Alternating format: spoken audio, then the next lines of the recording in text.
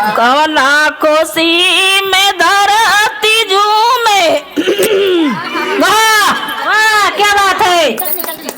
कवना कोसी में धरती झूमे, कवने कोसी में असमान भैया बाहो जान, ओ भैया बाहो जान। कवने नगरिया उगले सूरज चाँद भैया बाहो जान। कवने नगरिया उगले सूरज चांद भैया बाहो जान। कवने नगरिया उगले सूरज चांद भैया बाहो जान। कवने नगरिया उगले सूरज चाँद भैया बाहो जान। कवने नगरिया उगले सूरज चांद भैया बाहो जान।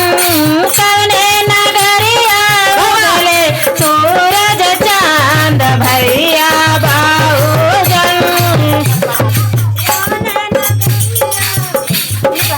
मजे के कोसे में धरती झूमे, अरे बेमाज के कोसी में धरती झूमे, झूमे लगल असमान भैया बाहो जान, ओ भैया बाहो जान।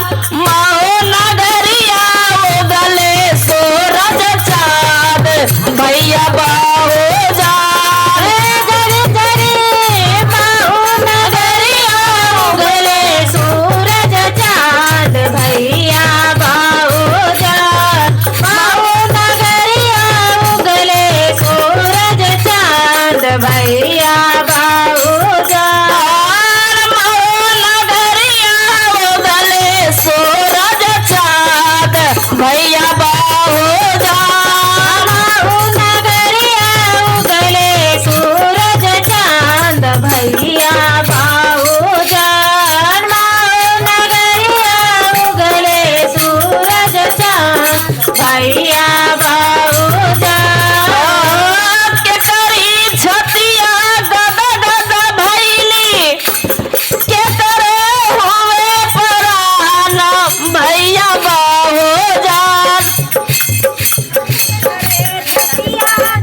गद भइले के करे हवे परान भैया बाहो जान।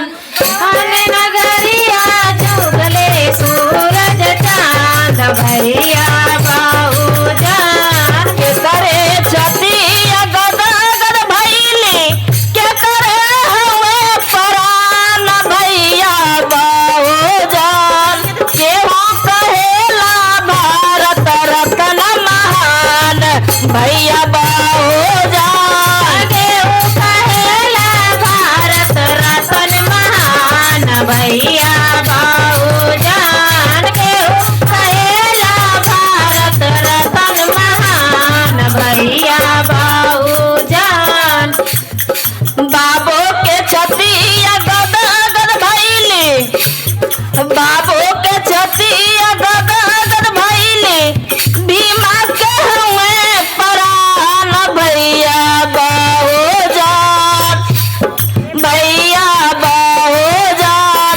भीमा जी कहावेला भारत रत्न महान भैया बाहो जान। भीमा कहाले भारत रत्न महान भैया बाहो जान। भीमा जी कहाले भारत रत्न महान भैया बाहो जान। भीम जे कहावे भारत रत्न महान भैया बाहो जान। भीम जी कहाले भारत रत्न महान भैया बाहो जान। भीम जी कहाले भारत रत्न महान भैया बाहो जान।